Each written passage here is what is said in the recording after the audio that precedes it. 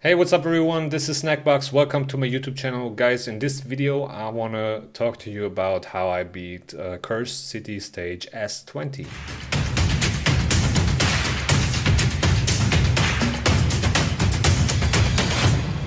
Now, as you can see, I'm still working on some of the stages. I have like 5 stages left here that I need to beat, but let's take a look at S20 actually. So as you can see, this is my team. I use Drang in the lead position for the HP aura. Then I have Valkyrie, Blizzard, Archer, and Grush. And the basic strategy here is like in most of the stages in the higher ones in Cursed City is to control the enemy wave. Stuns, you want stuns, provokes, freezes, whatever makes you control the enemy wave is what you want here. Now, I used Archer because she's probably one of the best champions for this stage to control because she has this hex and provoke on the same turn, on the same skill. Then she has this decreased speed and also potential stun AoE on the A2, and she can heal. I put her in a relentless set so she would get more turns and can cycle these control attacks back faster, and it really helped me completing this stage. Blizzard is also really strong for this. Now, as you can see, mine is not even booked, but I still used him because he has this freeze AoE on the A3. He has the freeze with a triple hit on his A1, and also he has this kind of cleanse of stun, provoke, fear, freeze, and so on, and ally protection and increased defense on his A2.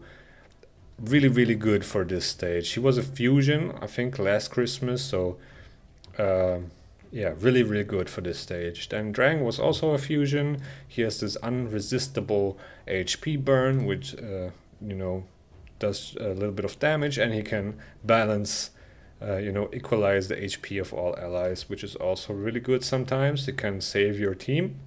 Valkyrie, of course, with her shield on her A2 and counter attack, yeah, really good for this stage.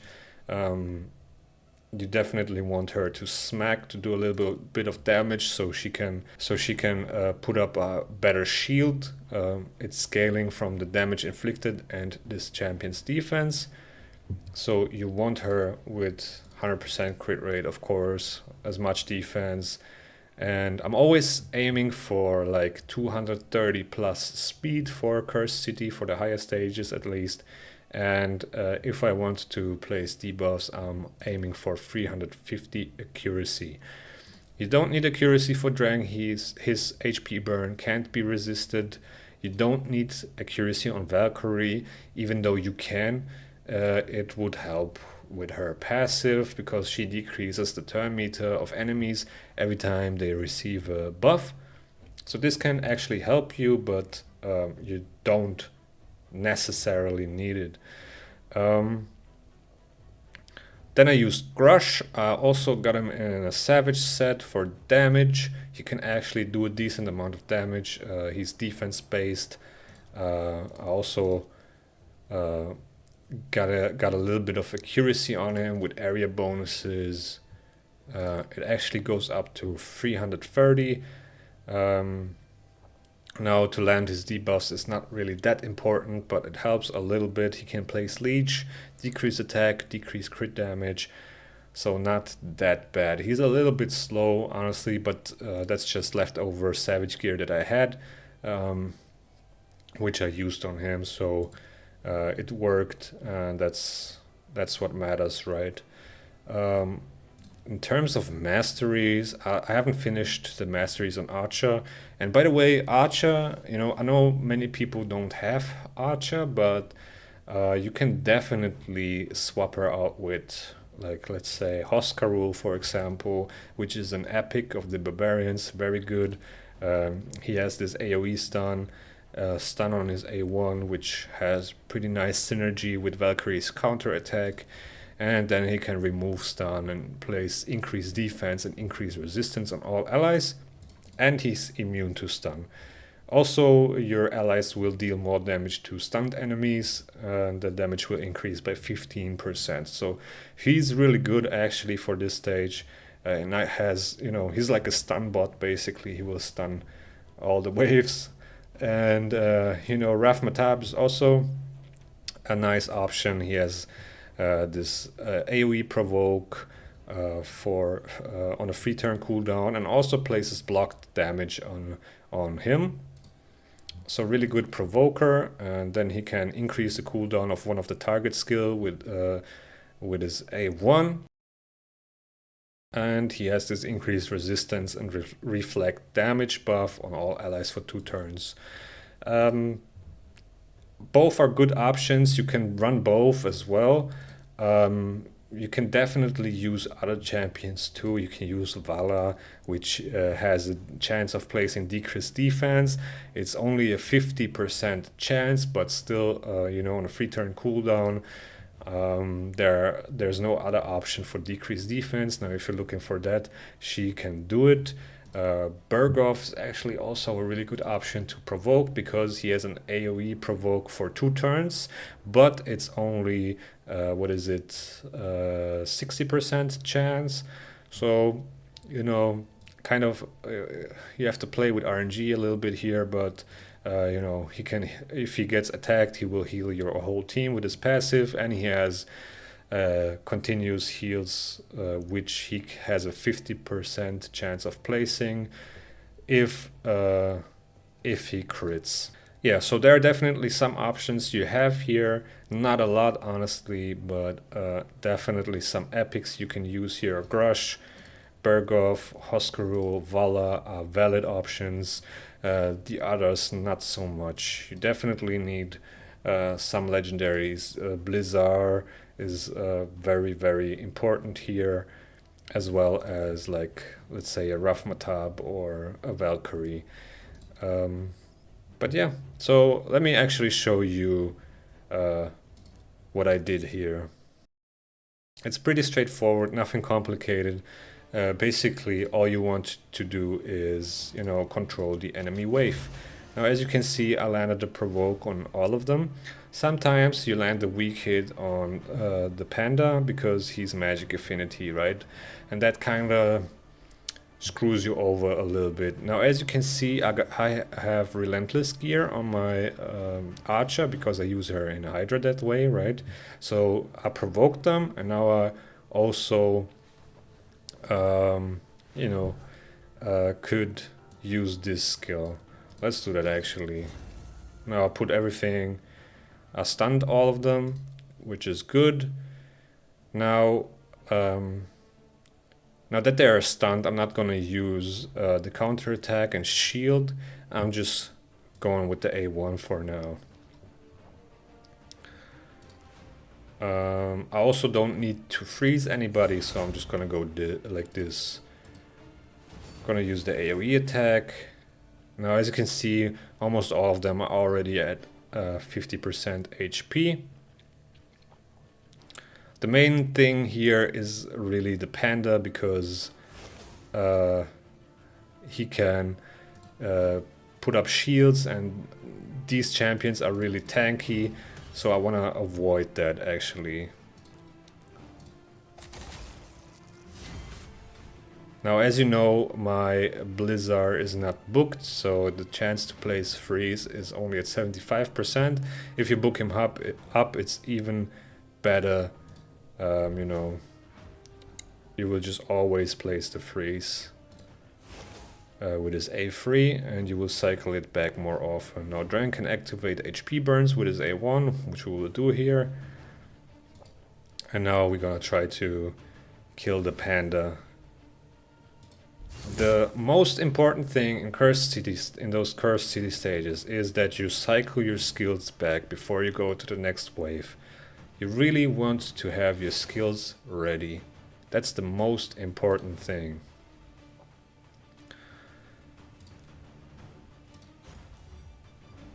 If you kill the waves too fast and you can't cycle your skills back, it's kind of bad for you, right? Now this wave is a little bit problematic because you really want to kill, I think it was this guy, because he can cleanse or heal or something. Let me see. Now the thing is, every time you hit these two, they will heal the others. So it's kind of like a little bit problematic. But you really want to control this guy here.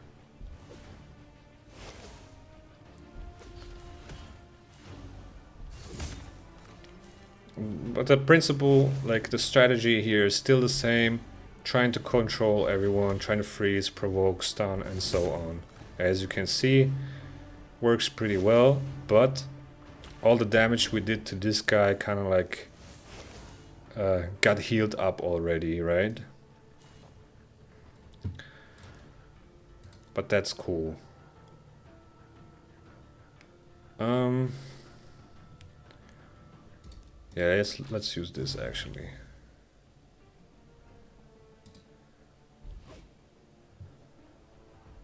I don't want this guy to take a turn, honestly.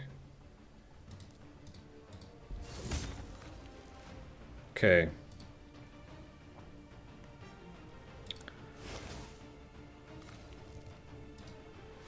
I don't think this is gonna work out in this try. Oh, maybe it will. But as you can see, it will take some time, right? Like it's not like you can just nuke these type of waves because they are really tanky. Of course, if you have like crazy damage gear, you can definitely do it.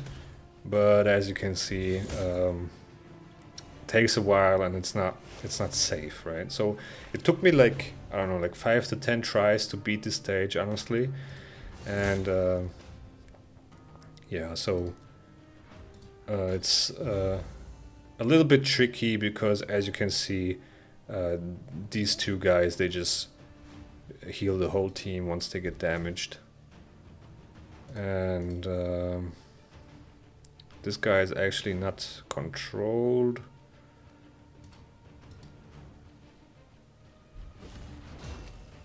No, they all provoked. So this is kind of like a bad situation now. You don't really want any of them to take a turn without being controlled. This, of course, is better if you have your Blizzard, for example, booked. And if you use your skills wisely. Now, sometimes I used my stun here when most of the enemy wave was frozen, for example, so it's kind of like I kind of like used my stuns and freezes when, or my control skills when most of the enemy wave was already controlled. So it's not what was not ideal. Now, as you can see, they're already like basically up at 100% HP already, and that's where I would decide to start again, because you really want to kill at least one of these guys before this happens with all these buffs. And you know, because now it's really going to be hard to kill one. They have this resistance buff which will not allow me to place any debuffs, and that's, oh, actually I had enough accuracy, that's funny. But you know, most of these champions won't have enough accuracy, honestly. And now again, it's just about, you know, killing the wave, of course, but having your skills ready for the next wave, really important. Because the next wave is actually the hardest one, and you will see why. Okay, so here we go. Last wave. Now this wave is really, really annoying. As you can see, you have Siphi, two Rotuses, and Necred UDK. Really, really, really annoying wave. The most important thing is that you control Siphi, because if she gets that block debuffs up on all the, Rotuses and so on, it will kind of like, be very annoying. So this is best case scenario actually. Let me do this.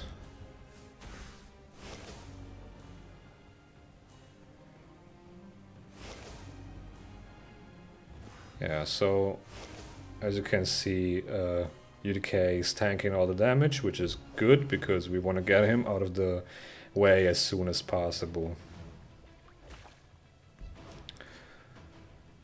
Grush dealing a lot of damage here.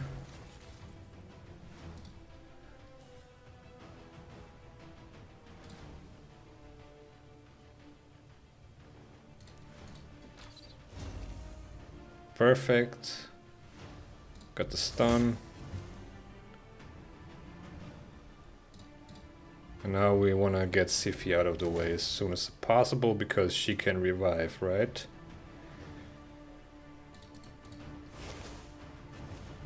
She will most likely revive here. Let me put some heal up. Oh, we got her. Yep, that's good. So now it's pretty much a wrap. That's the main thing you want to do. You want to kill that Siphi as soon as possible. To not let her revive UDK.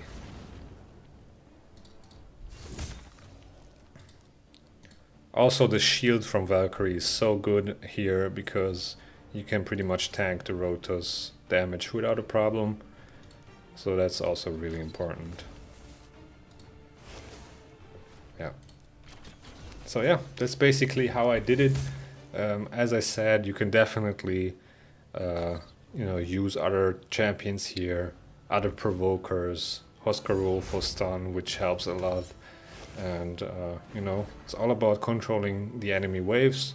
If you can do it without a stun set, it's perfect, and this wave you have a lot of good options in case you have those champions. And yeah, that's what it's all about. So as you can see, Drang actually did almost as much damage as Archer, just with HP burns, and that's really, really good. Valkyrie almost same as Grush. Grush, as an epic champion, did almost as much damage as Valkyrie. Of course, he has more ignore defense with his Savage set, where Valkyrie is only instinct set, but still, he's really doing a good amount of damage, and Blizzard was just there for the freeze, basically. So yeah, that's about it for this video, guys. I hope it helped you. I hope you will beat the stage with the information I gave you here. And with that being said, don't forget to subscribe and like, and see you in the next video.